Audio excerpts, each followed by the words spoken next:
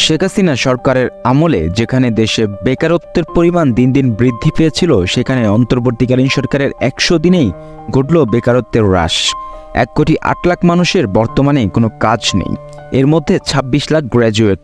এমন চ্যালেঞ্জের মধ্যেও অন্তর্বর্তী সরকার ৮৬,২৭৭ জনকে চাকরির ব্যবস্থা করে দিয়েছে। আগামী ২ বছরে আরও ৫ লাখ কর্মসংস্থান তৈরির অঙ্গীকার করেছে।